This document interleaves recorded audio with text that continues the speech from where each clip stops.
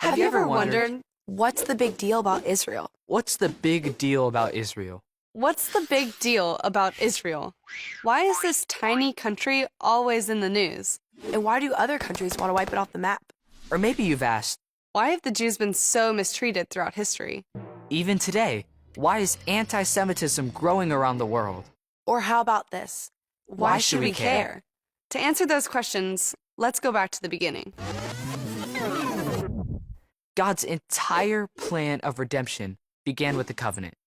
A promise to one man, Abraham, through his son, Isaac, and his son, Jacob, aka Israel. The promise included a specific piece of land, and the promise is everlasting. God always keeps his promises. Over 400 years later, God made another covenant, this time with Moses. If Israel followed God's law, they could take possession of and permanently occupy the promised land. Even in our day, we've seen something no one thought was possible. In 1948, the Jewish people reestablished the nation of Israel. God always keeps his promises. And he made another one, a third covenant, with King David. God said that David's kingdom would be established forever through the coming Messiah. We know that future king to be Jesus. That's why Matthew called him Son of David. There's coming a day when his promises to Abraham and David will be fulfilled together. This is made possible because of the new covenant.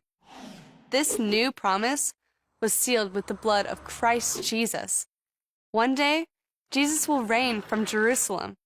Isaiah said this new kingdom would be the center of global rule.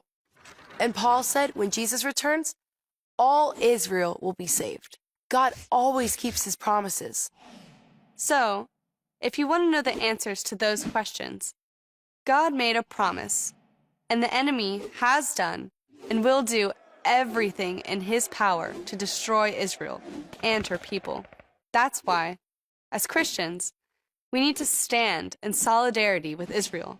We need to love the Jewish people. And we need to pray For the peace of Jerusalem.